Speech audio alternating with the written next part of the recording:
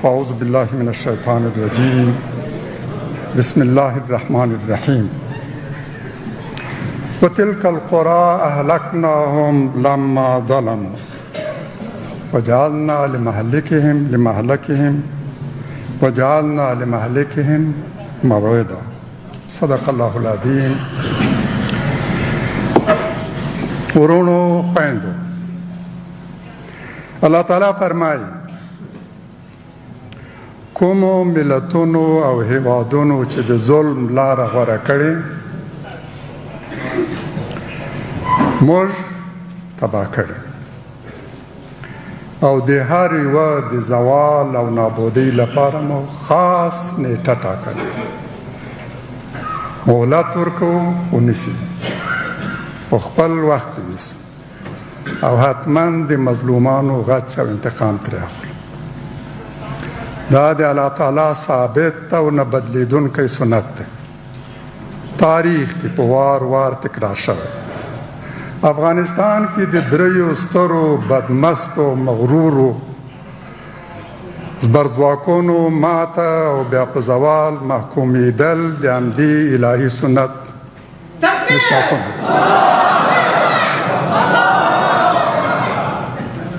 الله تعالی هغو سترو تاریخي ورځو ته د ایام الله نوم ورکړی، په کوم کې چې زبرځواکونه د مظلومو ملتونو په لاس نسکور شوي او په زوال محکوم شوي. او فرمایي ان فی ذلک لآیات لکل صبار شکور. یقینا په دې کې هر صبر کوونکی مجاهد او شکر کوونکی انسان ته نښې دي او لارښوونې، یعنی چې باید مطمئن اوسېږي. دا تجربه تکرار شوې، بیا به تکراریږي. یقینا چې د شوروي اتحاد ماته او زوال په افغانستان کې د بشري تاریخ تر ټولو ستره او تاریخي ورځ، تر ټولو ستره او عظیمه ورځ په عامه توګه په ټول انساني تاریخ کې او په خاصه توګه د افغانستان په اوږده تاریخ کې بیلګه، ساری او مثال نشو موندلی. نظیر بشري تاریخ کې نشو موندلی. د فرعون تر زوال هم ستره پیشه او د بریتانیا تر زوال هم لویه پیشه. موږ د خپل مهربان رب د پراخو پیرزوینو او احسان د تل لپاره ممنون یو او د هغه د شکر لا ادا کولو نه عاجز چې زموږ مجاهد ملت ته په دې سترې تاریخي جګړې کې لویه او ځلانده بریا ور په برخه کړي. تکبیر!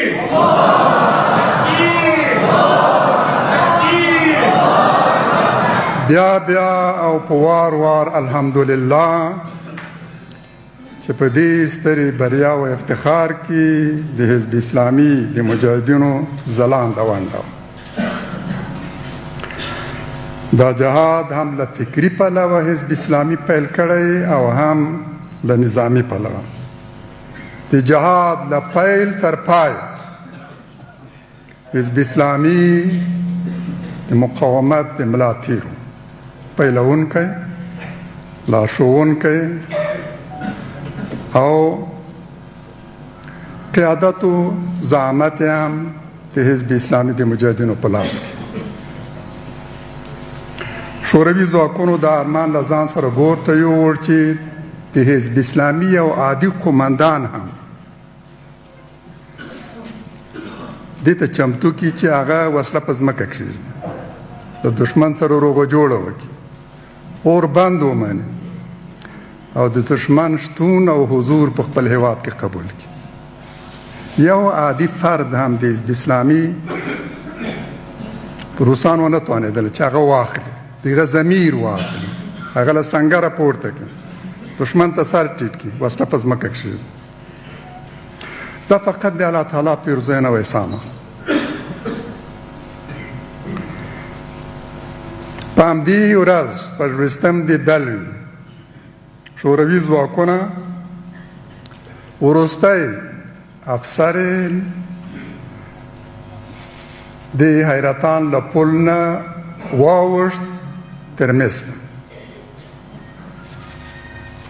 د 40 نمبر پل اردو قماندان چې د افغانستان جګړه دغه له لوري مخکې تلله سوق اداره یې دغه په لاس کې و هغه خبریالانو ته په خپلې وینا کې وویل په افغانستان تیری د شوروي اتحاد لوی اشتباه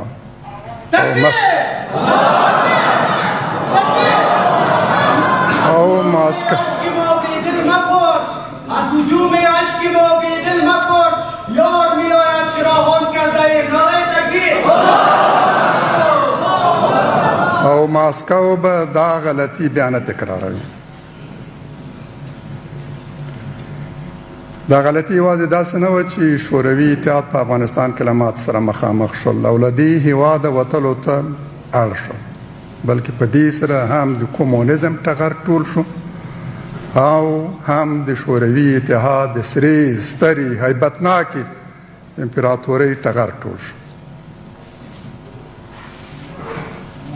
الله تعالی افغانانو ته د دې توفیق ورکړ چې خپل هیواد د شوروي ځواکونو له سلطې آزاد کړ د ازادۍ په هغه اوږد او نابرابر جنګ کې دوی ته لوړ همت صبر استقامت ور په برخه کړ د خپل کور کلي ورانېدلې ومنل خو د خپل بام پر سر د پردي بیرغ رپېدل ونه زغمل سترو سترو قربانیو ته چمتو شول خو د پردیو په وړاندې سر ټیټ نه کړ الله تعالی د دغه جهاد همت او صبر او قربانۍ په وجه دوی ته دا ستره او تاریخي بریا ور په برخه کړ 1.5 میلیون شهیدان 6 میلیونه مهاجر د 1,200,000 کورونو ورانېدل دا هر څه د ازادۍ لپاره وزغمل خو غلامۍ ته سر ټیټ نه کړ د شوروي اتحاد د ماتې په دې افتخار کې ډېر لوري حتی هغه هم چې هیڅ ونډه یې نه درلودله ځان شریک کړي خپل سر او سینې ته ګوته نیسي چې په دې کې فکري لحاظه برخه درلودله او همت یې کړی ده د دې حمایت او مرسته کړې او عملاً یې په دې کې شرکت کړی ډېر داسې شته د مړه ښامار په وینو ډېرو خپلې چړې سرې کړې امریکا او غرب په مجبور کې هم ځان د دې جنگ فاتح ګڼي چې ګواکې سټینګر سره روسانو ته ماته ورکړه زموږ ګاونډیان هم چې د ځینو له مرستې او حمایت او مهاجرینو ته پناه ورکولو نه ممنون یم حتی هغه هم چې له روسانو سره یې اوربندونه کړي د مشترکو ګډو عملیاتو معاهدې یې درلودلې شوروي ځواکونو د قطارونو امنیت یې تامینولو له هغو سره یو ځای د خپل حریف او رقیب په خلاف ګډ عملیات ترسره کړي او حتی د روسي فوزونو د وتلو خبر چې اورېدلی نو خفه شوی چې بې وخته ووتل مزید پاته کېدل یې غوښتل هغوی هم ځان په دې افتخار کې شریک ګڼي ادعا یې کوي خو واقعي فاتحین هغه مؤمن مجاهدین دي چې د الله تعالی په لار کې او د ازادۍ لپاره خپل سرونه نذرانه کړل سنگر د هغوی په وینو سور شوی هر یوه ګڼ شمېر همسنګران له لاسه ورکړي د هغوی جنازې په اوږو اوچتې کړي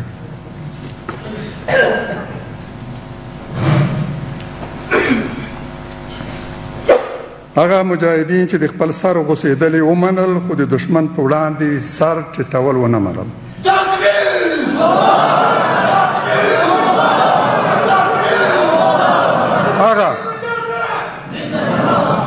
هغه چې هر یرغلګر راغلی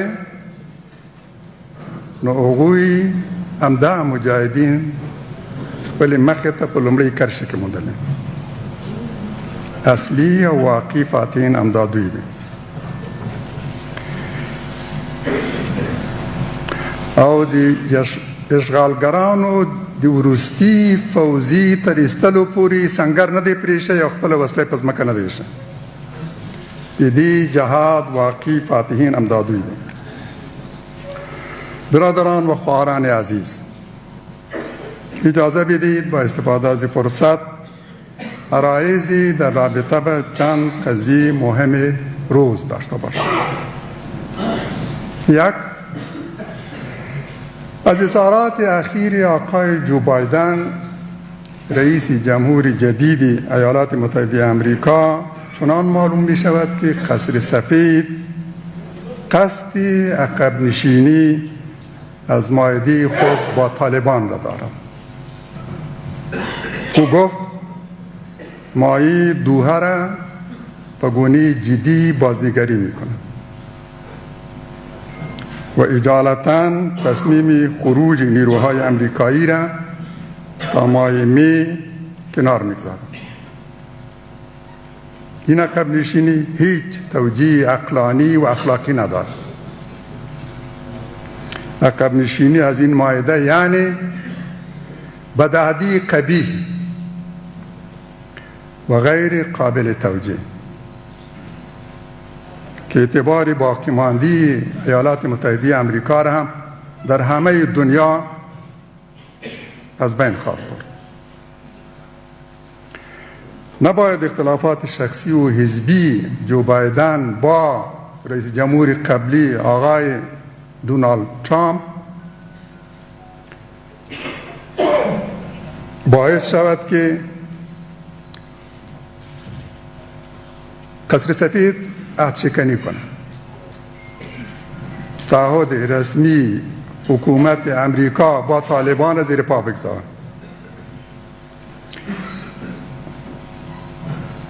امیر مبنای تصامیمی مربوط به یک جنگ طولانی و خونین بگیرد.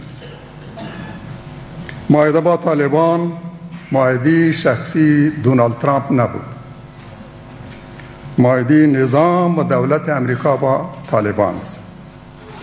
این معاهده بدون شک و تردید مجبوریت و ضرورت خود امریکاست. امریکا هیچ بدیل و انتخاب دیگری جز خروج نیروهایش از افغانستان ندارد.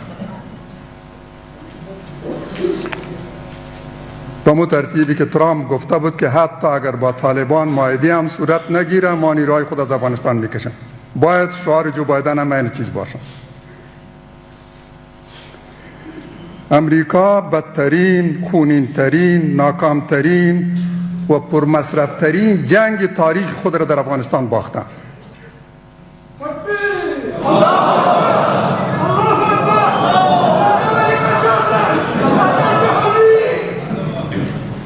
ترکیز و اصرار بر ادامه چنین جنگ بیهوده هرگز به نفع ایالات متحده آمریکا نیست. هیچ انسان عاقلی نمیتواند از این جنگ و دوامش انتظار دستاوردی را داشته باشد.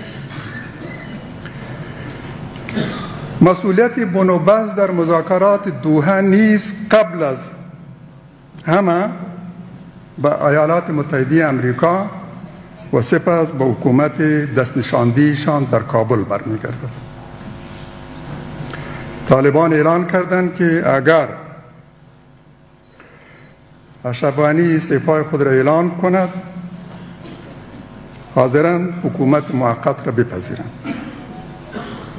قصر سفید باید در عوض تجدید نظر بر معاهده خود با طالبان بر سیاست‌ها و استراتژی ناکام جنگی امریکا و حمایت از مفسدترین حکومت دنیا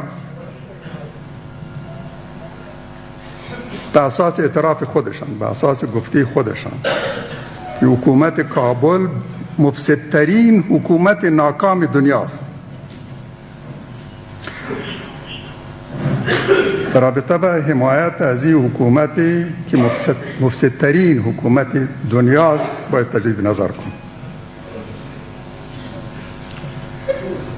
نباید در برابر جنگ طلبان زانو بزند که امریکا را به این جنگ ناکام کشاند و به اعتبار و حیثیت امریکا چنان صدمه زدند که جبرانش در قرنها هم میسر نیست. امریکا چرا بقیه زندانان طالبان رها نمی‌کند؟ چرا زندانیان حزب اسلامی را از گوانتانامو و از همه زندانهای افغانستان رها نکرد؟ طالبان چگونه بر امریکا و تعهداتش اعتماد کنند و باور داشته باشند؟ عجیب است که آقای جو بایدن عملیات برابری عربستان سعودی علیه حوثی‌ها را عملیات ائتلاف برابری عربستان سعودی علیه حوثی‌های یمن را محکوم می‌کند، اما در این زمان بر ادامه حضور نیروهای امریکایی در افغانستان سهم می‌گذارد. آیا متوجه نیست که در جنگی که امریکا بر کشور ما تحمیل کرده هر روز صدها افغان مظلوم بیگناه غیر معارف غیر نظامی به خاک خون کشانده شد؟ در 20 سال گذشته بیش از 1 میلیون افغان مظلوم کشته شدند. هنوز ما 6 میلیون مهاجر داریم. تعداد کشته های جنگ یمن در 1 سال کمتر از تعداد کشته های افغان در 1 ماه است. او را محکوم میکنن و برای اذیت دفاع میکنن، برای ادامهش اصرار دارن، بر حضور نظامی خود در افغانستان تاکید میکنن. قصر سفید باید بداند که ایالات متحده آمریکا نه با ادامه حضور نظامی و جنگش در افغانستان میتواند دستاوردی داشته باشد و نه با نقض معاهده خروج نیروها و تعویض و تعدیلش. لازم است آقای جو بایدن اشتباهات اوباما را تکرار نکنه. اوباما در کمپین انتخاباتیش هم مکرر میگفت که اگر به قصر سفید برسه اولین کارش خواهد بود که نیروهای امریکایی را از افغانستان بکشن و حتی گفت که تا پایان 2016 هیچ سرباز امریکایی در افغانستان نخواهد بود.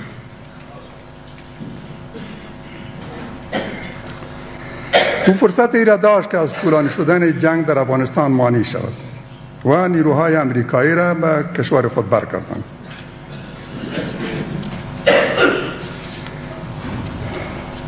میتوانست به وعده هاش وفا کنه، مبنی بر اینکه نیروهای خود از افغانستان حتما بیرون میکشند. اما از یک سو در دام رقبای امریکا در منطقه و جهان افتاد، رقبای منطقوی و جهانی ایالات متحده آمریکا دامی برش گذاشت و او را مجبور کرد که نه تنها بر ادامه حضور نظامی افغانستان در امریکا در افغانستان سعی بگذارد بلکه تعداد نیروها را بیشتر کند. دامی که در سقوط بدون مقاومت کندوز در برابرش گذاشته بود. رقبایش سقوطی بدون مقاومت، بدونی که یک مرمی از طرف فرشد. جنگ کندوز سقوط بدون مقاومت باعث شد که تجدید نظر کنه. این یا رقبای منطقوی و جهانی امریکا را گذاشته بود و یا هم جنرالانی که میخواستن جنگ ادامه کنه چون از جنگ چیزای زیادی را به دست می آوردن.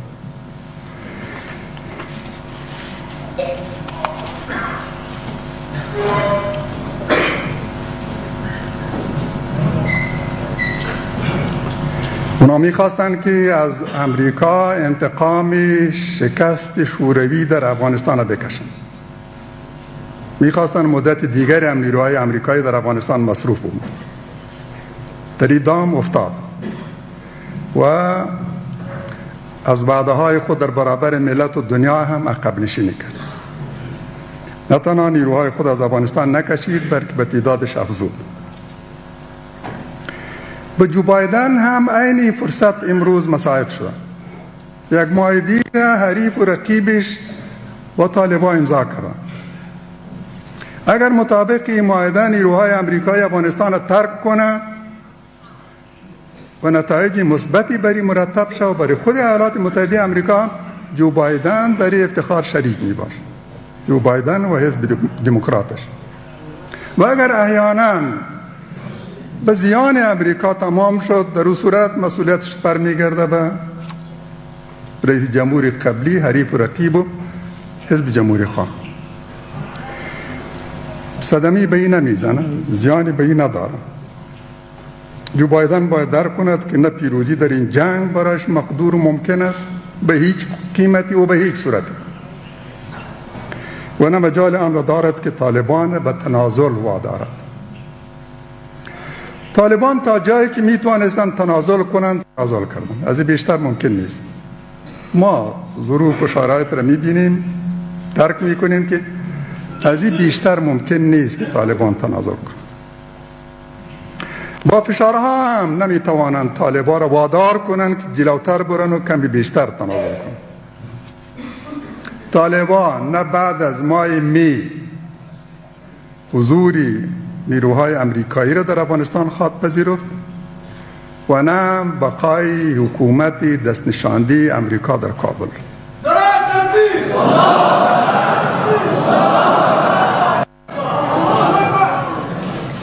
چون نه ملت را میخواد و نه امکانی وجود دارد.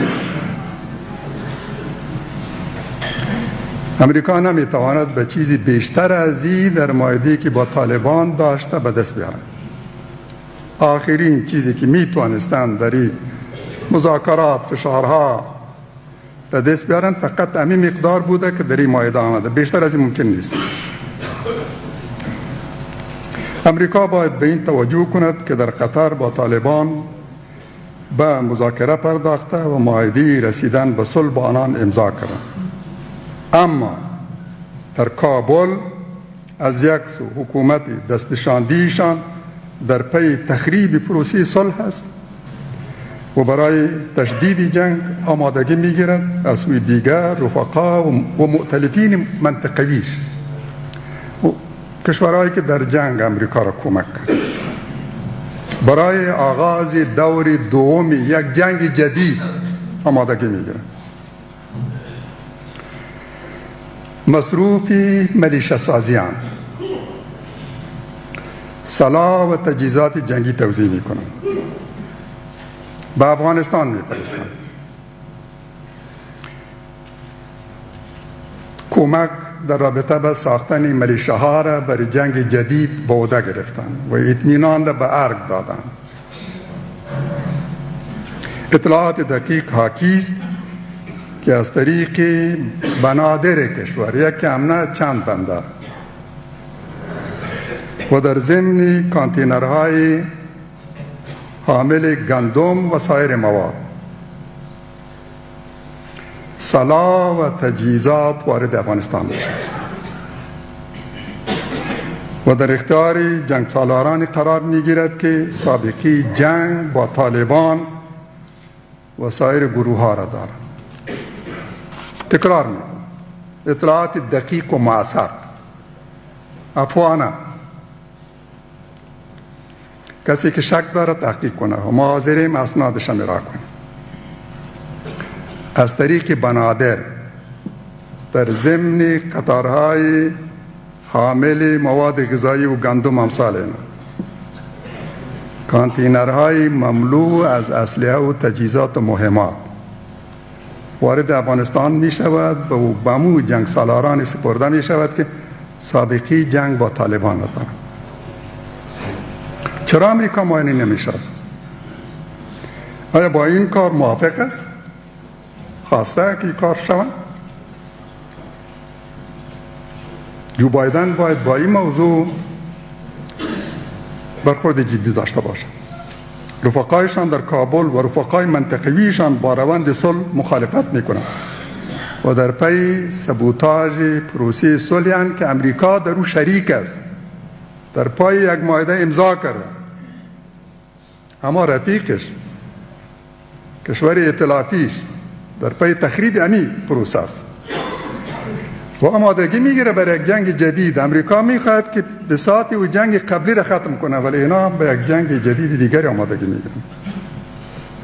امریکا نمیداند که وسایل تجهیزات نظامی پیکاپ ها، حتی پیکاپ ها از سوی کدام کشور با آدرسی کی برای چی و کدام هدف به افغانستان فرستاده می شود؟ چرا مانع نمی شود؟ آیا حکومت جدید امریکا میخواد شعارهای ترامپ را عملی کنه که یک زمانی گفت با ما چی که در افغانستان می جنگیم هزاران میل دورتر در کشور چون افغانستان می جنگیم؟ باید کشورهای منطقه ایران، هند، روسیه، چین، پاکستان بیند این جنگ مربوط به اوناست و میخواست که از این جنگ یک جنگ منطقوی بسازه، پای امریکا را بکشه. آیا آقای جو بایدن میخواد با همون شعارهای ترامپ عمل کنه؟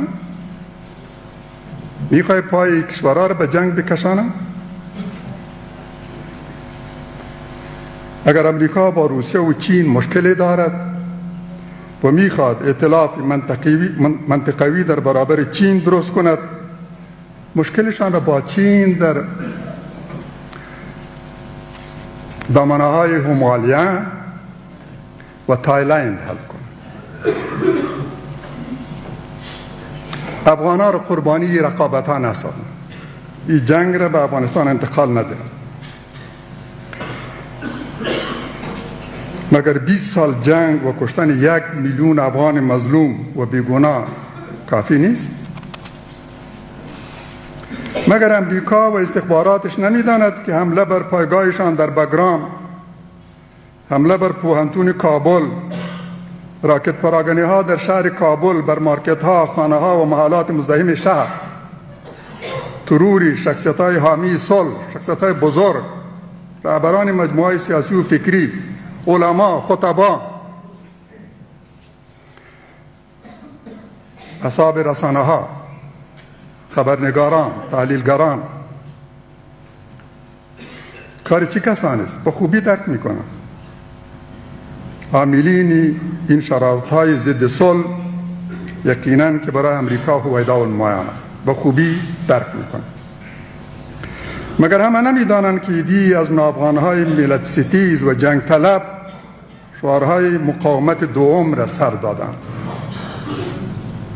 آن هم به اشاره و ترغیب و دستور کشورهای جنگ طلب، همانهایی که مقاومت پوشالی اولشان و فرار تا کولاب منتج شد و زیر چتر بم افغانهای امریکایی وارد کابل شدند و از عنایت امریکا در کرسی اقتدار نصب شدند. ورونو خویندو، تاسو ته هم د افغان ولس ته هم څرګنده ده چې د ارګ سیکولر ټیم له حزب اسلامي سره په خاصه توګه او له ټولو مجاهدینو سره په عامه توګه د نه پخلا کېدونکې خصومت او دشمنۍ لار خپله کړې. له حزب اسلامي سره د معاهدې بند یې تر پښو لاندې کړ. د حزب اسلامي د زندانیانو له خوشي کولو یې ډډه وکړه. نږدې 3,000 بندیان یې لا تر اوسه ساتلې. په سلګونو نورې له معاهدې وروسته نیولې. د دوی پر کورونو د شپې په تیاره کې یرغلونه کوي، نیسي او زندان ته یې لېږدوي. د حزب اسلامي منصوبین له حکومتي دندو باسي، له توظیف یې ممانعت کوي. د حزب په لسګونو مهم شخصیتونه په همدې موده کې او د دولت تر واک او سلطې لاندې سیمو کې ترور شوي. عاملین یې هم کاملا څرګند دي. لږ تر لږه موږ یې پېژنو څوک دي.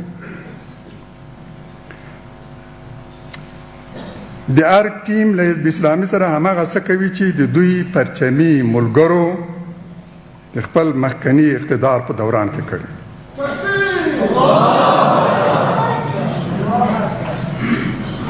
موږ مجبوروي چې له دوی سره هماغه څه وکړو چې له پرچمیانو سره وکړه. په موږ باندې نورې ټولې لارې بندې کړې. هماغه کار ته مجبوره کوي چې نن له دوی سره هماغه څه وکړو چې تر دوی وړاندې مو له پرچمیانو سره وکړو. نن موږ مجبور یو چې د ارګ ټیم ته ووایو سریع او قاطع الفاظو غوږ مو خلاص کړئ، دا واورئ، هسې ګواښ نه دی. وبه ګورئ چې د دې نه وروسته موږ په دې ارتباط څه کوو. له خپل حق دفاع کوو، د حزب اسلامي له حیثیت دفاع کوو. شغالان خو پرېږده، د زمري په سترګو کې هم خپلې ګوتې نه باسو.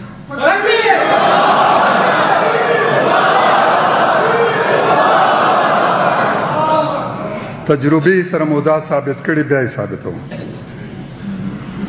چا چې له شوروي او ناټو سره ډغرې وهلې دي، د دوی سپیرو او ذلیلو مزدورانو کږې خولې هم په څوک برابرولی شي. زه له همدې مجموعې نه چې د حزب استازیتوب کوي، د حزب د لکونو متحدو غړو استازی دی، محدود شمېر مو راغوښت. نه مو غوښتل چې یو لویه ستره غونډه پرتمینه لکه د شپږم د جدې په څېر ولرم. فقط د حزبیانو ځینې استازي راوغواړم. لویه غونډه به ورپسې، ستر حرکت به د دې پسې او لنډ انشاءالله ډېر ژر، دې کې به ډېر وخت هم نه لګېږي. زه له همدې مخلصو متحدو غړو پوښتنه کوم، آیا چمتو یې ارګ ته عملاً وښیو چې له نن وروسته له ځان او له خپل حق دفاع کوو؟ څوک چې موافق دی لاس یې اوچت کړي. ټول دې وګوري. موږ په دې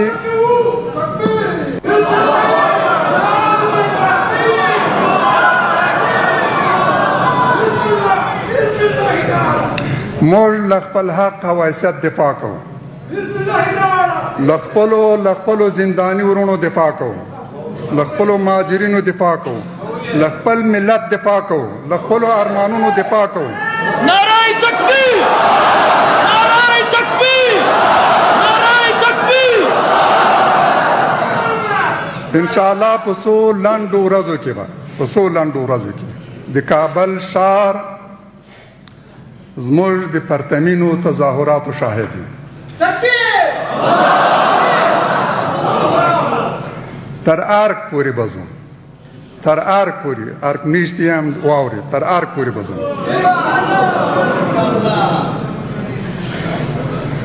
د ارګ په وړاندې به د پردیو مزدورانو ته ښیو چې که زموږ ټول بندیان فوراً خوشې نه شي بلا قید و شرط او ټول بلا استثناء، مامورین، مجاهدین، افسران مو د معاهدې مطابق مدغم نشي، مهاجرین مو په ښارګوټو کې ځای په ځای نشي او د معاهدې نور بندونه تطبیق نشي، ارګ به تر هغه محاصره کوو چې د مفسدینو سپیره واکمني پای ته ورسیږي او ملت د دوی له شر وژغوري.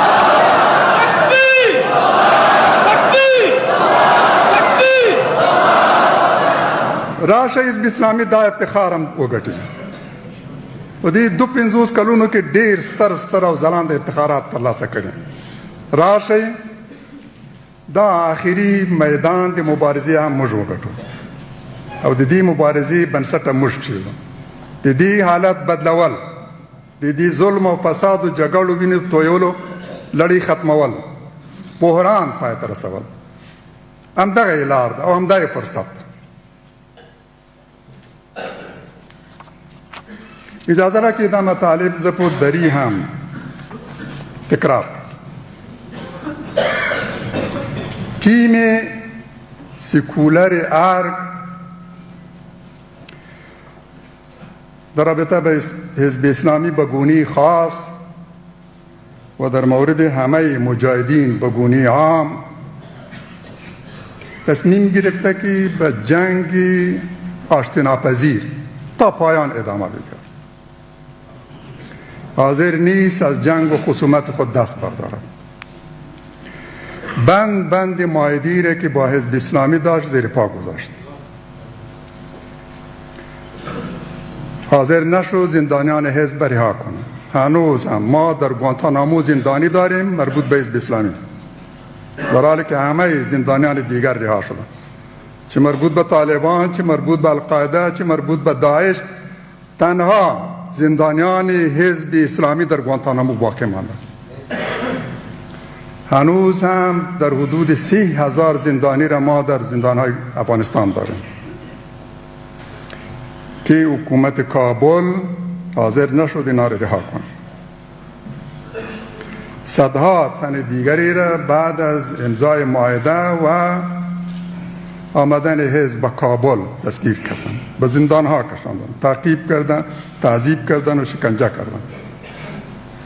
در خانه ها عملیات شبانه انجام میدهند، دروازه ها را با بم میشکنند، وارد خانه میشوند، در نیمه شب دستگیر میکنند، به زندان میکشند.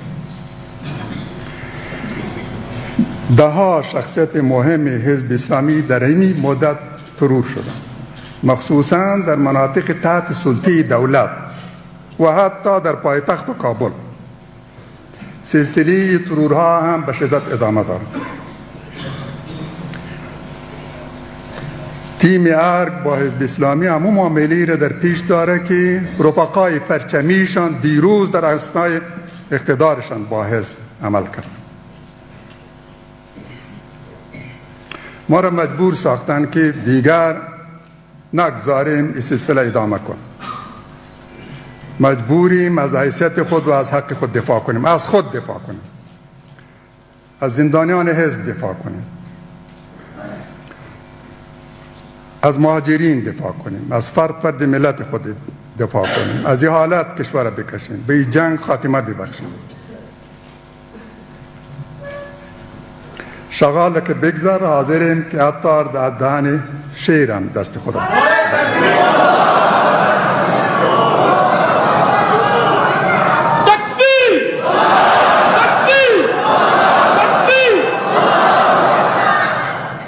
حزبی که با شوروی و ناتو تصادم کرد و باقی هم از عواقب و نتایجش نداشت،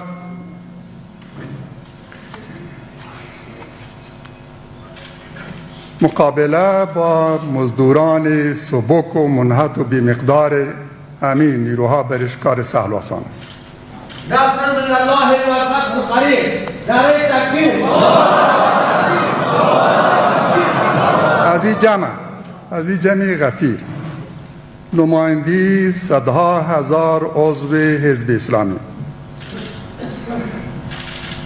مربوط به خانواده هایی که هر کدام شهید داده، بیش از یک شهید، اکثریتشان هم بیش از یک شهید. امیال هم اگر ما اعلان کنم که در اینجا کسانی که هیچ شهیدی هم در افغانستان نداشته، زندانی نداشته، مهاجر نبوده، خانهش ویران نشده، پدرش، برادرش، قریبش، دوستش، فرزندش شهید نشده، دست خود بالا کنه. شاید یکی دو نفر هم پیدا نشد که دست خود بالا کنه که من خانوادیم شهید نداده، پدر و برادر و فرزندم به شهادت نرسیده، خانه‌ام ویران نشده، به هجرت مجبور نشده. و اگر بپرسم که همه که قربانی دادن و به نحوی از آنها در این جهاد صدمه دیدن دست خود بالا کنن، بیاین دستان بالا کنین کسایی که ببینیم در همی جمع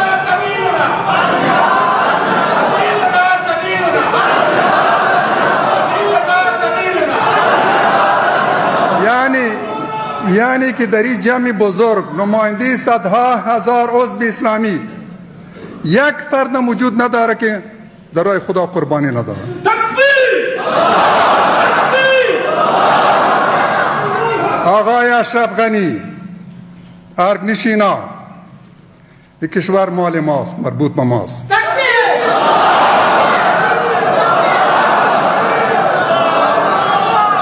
این کشور ما آزاد کردیم. بدنامیگی او شرمیگی، رسوا کیگی، بدنامیگی او شرمیگی، دا پردیو را لیگلی بستنیگی، څوک څه کوي د چا سره د کار دی څوک څه کوي د چا سره د کار دی نور د شهر نه پرسان کیسه ختمیږي خوله یې ماته شه چې څوک یې به ډابولي مشر بیا یو انقلاب ته تیاریږي نعره تکبیر نعره تکبیر شما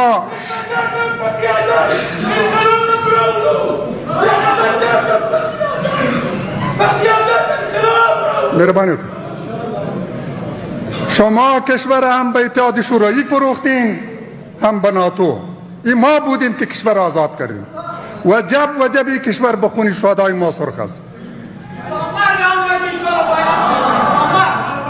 مرگ بر سکولرها مرگ بر کمونیستها مرگ مجاهدین کسانی که دیروز در کنار نجیب بودن و در جلسات او شرکت میکردن و سخنان او را با چک چک بدرقه میکردن امروز در ارگ نشستند و مجاهدین حزب اسلامی بود که در سنگرها می جنگید در برابر اتحاد شوروی هم و در برابر ناتو هم این کشور مال پدرتان نیست این ملت هم اسیر و برده و غلام شما نیست جوهر پاک بماند تا شود قابل فید جوهر پاک بماند تا شود قابل فید وگر سنگ خلوخ نلوم و جا نشود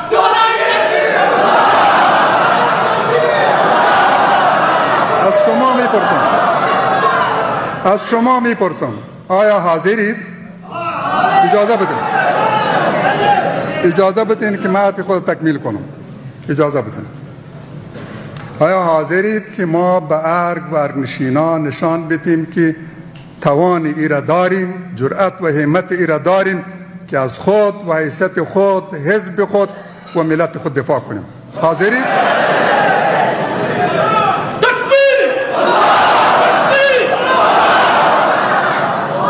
با گوش‌های باز بشنوید ارگنشینان شما را که حمایت نیروهای اجنبی مغرور کردن با گوش‌های باز بشنوید در آینده قریب دور نه قریب در چند روز بعدی انشالله شاهد تظاهرات پرشکوه در جاده های کابل که تا به ارگ برسن خواهید بود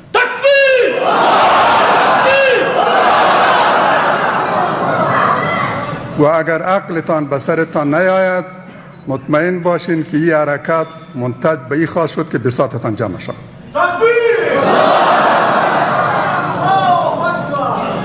خیلی از انقلاب‌های بزرگ از امیت حرکت ها آغاز شد که ایدی در ابتدا میره ناچیز شمردن خیلی دیرتر درک کردن که همو حرکت کوچک بالاخره به یک بحر به یک طوفان تبدیل شدن و قصرهای زیاد و بزرگی را مستحکم را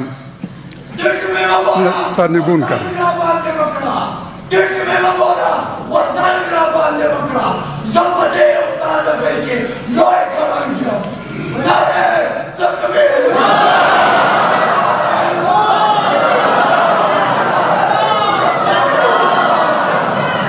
بازم تکرار میکنم که آماده باشین برای یک حرکتی تعیین کننده یک حرکتی قاطع بزرگ و تعیین کننده حاضرین انشاءالله این تعهد است تعهد در مسجد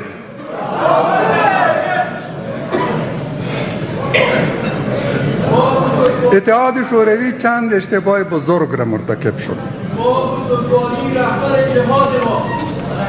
صدای حزب اسلامی نه بلکه صدای 16 میلیون ورثه شهدا و 5 میلیون معلول و ورثهشان است که و 7 میلیون ماجد صدایش است که مجموعاً 28 میلیون نفوذ افغانستان احترام میکنند صدای سال صدای آمدن نظام اسلامی در افغانستان صدای 28 میلیون ملت افغانستان است سلام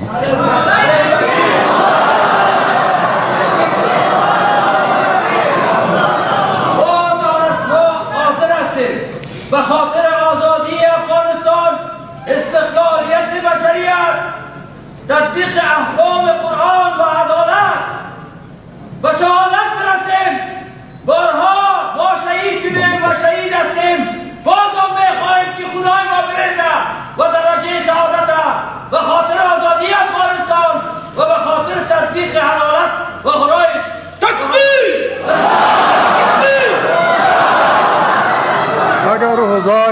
هزار مجاهد و مؤمن و متعهد صادق آماده قربانی در همی دو تالار بزرگ. هر یکی برای یک حرکت بزرگ بعدی انشالله 20 نفر آماده کنه.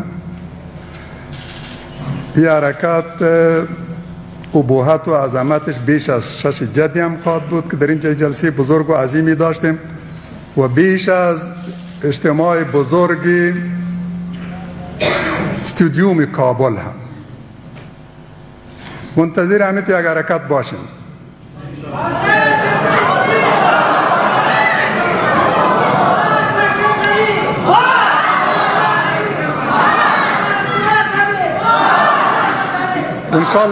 انشالله که حاضرین هر کدامتان کم از کم 20 نفر آماده کنید. اجازه بدین.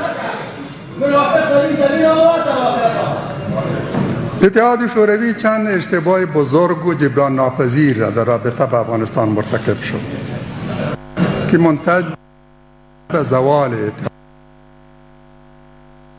اتحاد شوروی شد. حمایت از یک گروه کوچک بریده از مردم مشتمل بر افراد فرومایه، خودفروش، وطن فروش، همانایی که دیروز در خدمت شوروی بودند و امروز تغییر جهت دادن و نوکر و مزدوری ناتو شدن. اولین و بزرگترین اشتباهش بود هجوم بر افغانستان در شرایطی که افغان‌ها هم در برابر کمونیسم حساسیت داشتند و از دین و ایمان و عقیده‌شان دفاع می‌کردند به هر قیمتی و هم در برابر گروه‌های کمونیستی پیروی مسکو احساس می‌کردند که حضور نظامی اتحاد شوروی در افغانستان این کشور را به سرنوشت کشورهای محکوم آسیای مرکزی مواجه خواهد کرد. به همین دلیل هیچ راه دیگری جز مقاومت نداشتند. اشتباه دیگری شوروی در این بود که در اثنای خروج نیروهایش از افغانستان به جایی که مشکل خود با افغانها، با کسانی که با ایشان جنگیدن و به خوبی درک می‌کردند که مستقلاً به خاطر آزادی خود می‌جنگند، به خاطر آزادی کشور خود می‌جنگند، وابسته به امریکا نیستند، در سنگرهایشان شعار علیه اتحاد شوروی و علیه امریکا هم زمان بلند بود. خوب درک می‌کردند را. به جایی که با افغان‌ها و با مجاهدین کنار بیان و مصالحه کنند، رفتن با واشنگتن کنار آمدن و معامله کردند. در این معامله اروپای شرقی را از دست دادند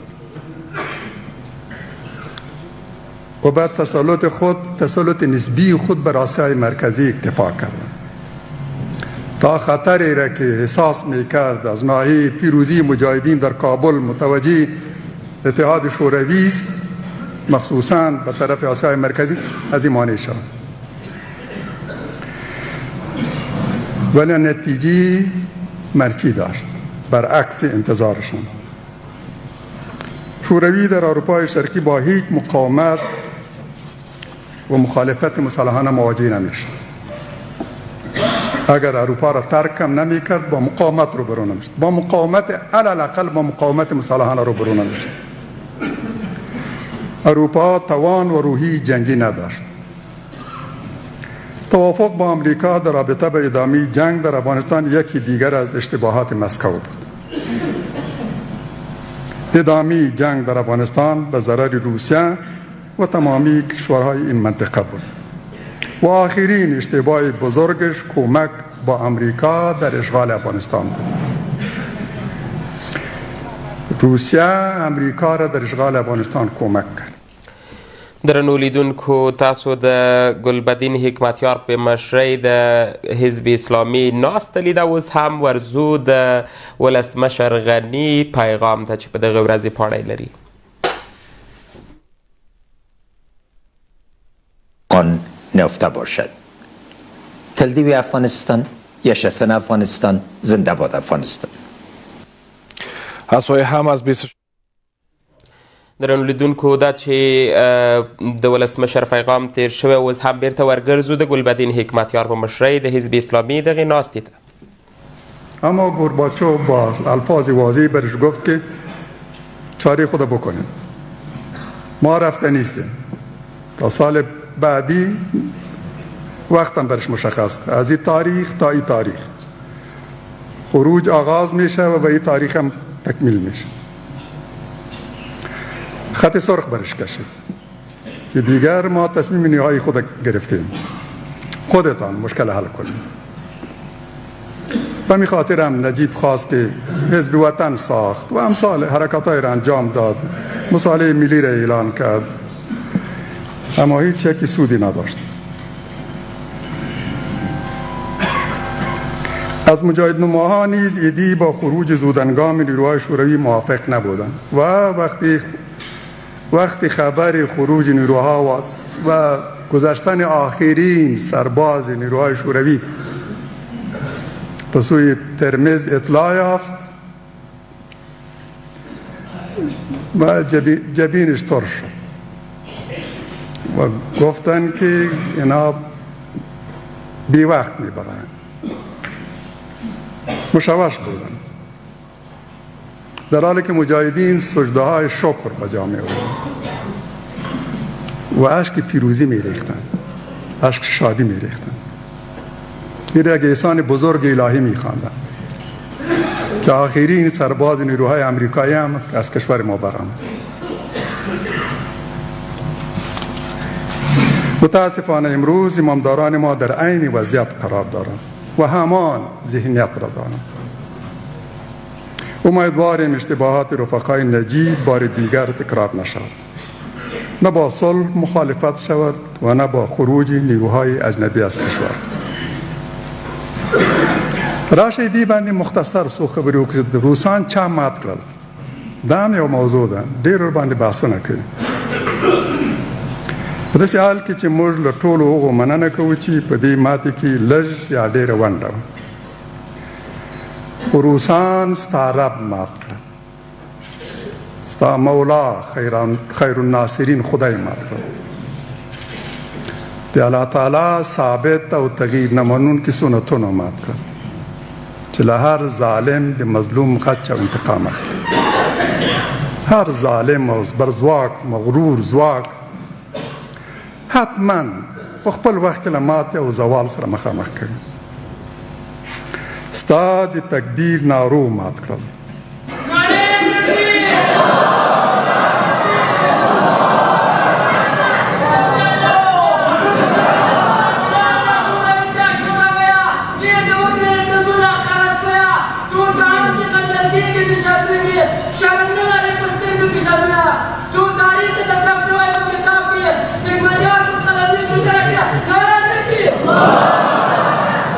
هیله د شعارونه لږ بند کړي چې وخت کم ده او ما فرصت راکړي چې د خپلې پاتې خبرې هم تکمیل کړم. روسان په خپل رب ستا مضبوط ایمان مات کړل، ستا توکل جهاد ستا د شهیدانو وینو مات کړل. بیا هم وایم ستا د تکبیر هیبتناکو نارو مات کړل، د کونډو او یتیمانو دعاګانو مات کړل. ستا د هغه رب مولا هغه سنت مات کړل چې د مغرورو ځواکمنو د زوال لپاره تل د نړۍ تر ټولو کمزوری او مظلوم ولس غوره کړی او د هغه په لاس یې ستر ستر مغرور ځواکونه مات کړي. لکه چې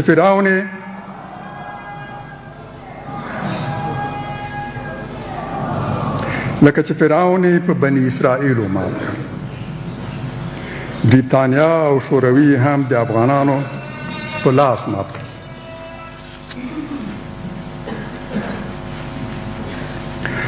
ورونو خویندو، د افغانستان د بحران تر ټولو اسانه عملي نسخه فقط دا ده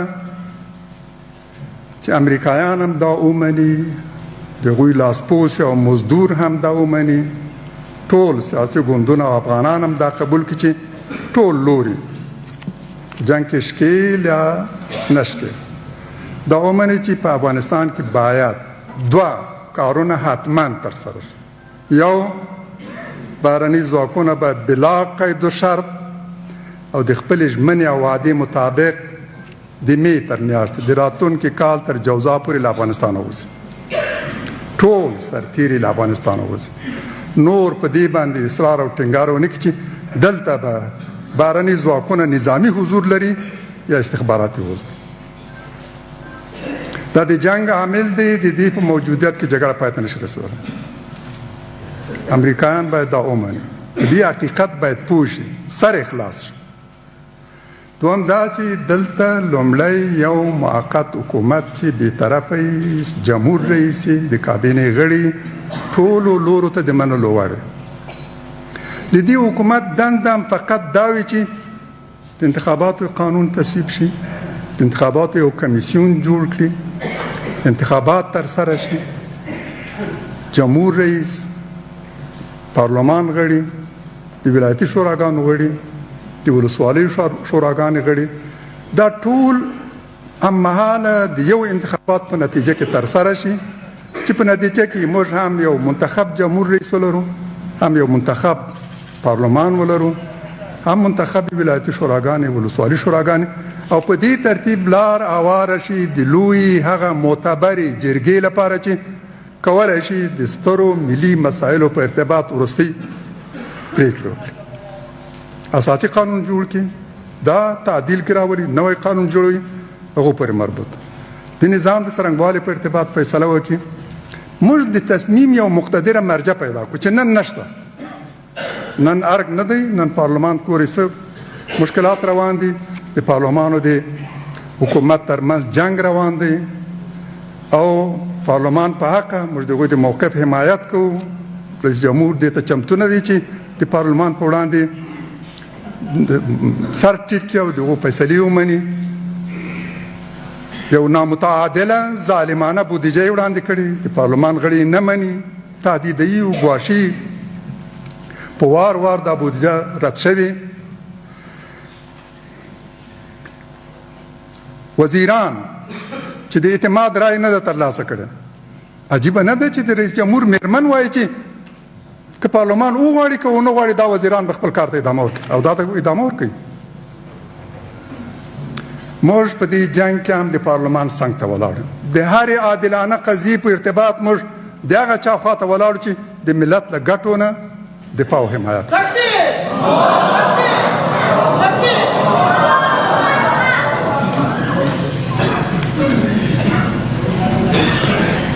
طالبان هم باید حقیقت ومني، امریکایان هم او د کابل چارواکي او حکام هم او ټول سیاسي ګوندونه هم که غواړو افغانستان له دې جګړې وباسو، دا بحران پای ته ورسو، واقعي مطمئنې او ډاډمنې سولې ته ورسېږو، تر ټولو اسانه نسخه هم دا ده. ائتلافي حکومتونه نتیجه نه لري. ممکن هم نه ده له متخاصمو ډلو چې څلور لسیزې یو د بل په خلاف جنګېدلي، لاسونه د یو بل په وینو باندې سره دي، تر یو سقف لاندې یو لاسه یو متحد حکومت رامنځته کړي.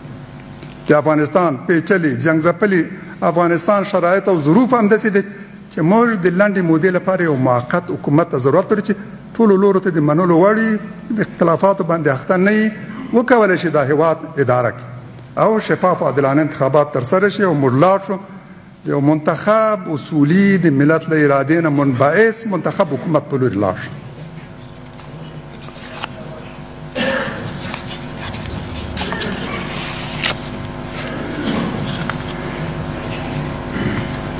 حزب اسلامي همدا لار غوره کړې. خپل اعلان دی حکومت سره سوله وکړه پرته له دې چې دوی او د حکومت ترمنځ بل وسیط وي. موږ د سولې په ارتباط همدا لار غوره کړې وه چې د بهرنیو له وساطت او منځګړیتوب او اشراف او نظارت نه پرته په خپل افغانان خپلو منځونو کې سره کښېني او د بحران لپاره یو افغاني حل پیدا کړي. غوښتل مو چې دا د سولې سنت هم موږ کښېږدو او په افتخار او ثواب کې هم شریک وو. دا افتخار هم حزب اسلامي په برخه شو. او ټول نادودي ناخوالي او د مقابل لوري تخلفات د وعدو په شا کېدل له ژمنو په شا کېدل او حتی بېمروتي هم وزغمله. تر نن پورې مو دې ته صبر کړی. بیا هم په سولې باندې ټینګار کوو. د سولې په ارتباط په له خپلو هڅو ډډه نه کوو. هیله مو دا ده چې الله تعالی خپل فضل او عنایت د افغان مظلوم ولس فعال شامل کړي او دا جګړه او بحران د تل لپاره پای ته ورسوي. تعهد لرو له خپل رب سره، په خپل تعهد کلک ولاړ یو. د ژوند تر آخري سلګۍ پورې به د اسلام نه، له حق نه، له خپل ازادۍ، له خپل هیواد، له خپل ملت، له خپل تاریخ، له خپلو ارزښتونو، دیني ارزښتونو، ملي ارزښتونو دفاع کوو. نه پرېږدو چې له دې نه زیات د افغانانو وینې توی شي، جګړه دوام وکړي. څوک هم چې په جنګ او په جګړو په دې بد حالت باندې چې نن افغان ولس سره مخامخ اصرار او ټینګار کوي، حزب اسلامي به انشاءالله د هغوی مخې ته کلک ودرېږي او مخه به یې نیسي. د هغه ورځې را رسېدو په هیله چې افغانستان آزاد او مستقل سرلوړی وي، بهرني ځواکونه له افغانستان وتلي وي، جګړه پای ته رسېدلې وي، ډاډمنه سوله تامین شوي او د افغان ولس له ارادي منبعث منتخب اسلامي حکومت قائم شوي. اقول قولي هذا استغفر الله لي ولكم والسلام عليكم ورحمة الله وبركاته. کسانی که با سخنان امیر مجاهد حزب اسلامی افغانستان موافق است و برای تحقق آرمان‌های شهدا، برای ایجاد حکومت اسلامی در افغانستان مستقل و آزاد و برای نابودی دشمنان اسلام تا آخرین رمق حیات آماده مبارزه و قربانی است، از جایش بلند میشه و دستش بالا میکنه. نعره تکبیر! نعره تکبیر! نعره تکبیر! زنده باد اسلام! زنده باد اسلام! نابود باد دشمنان اسلام! مرگ بر دشمنان اسلام! موفق اوسئ. خدای مو خوشحال.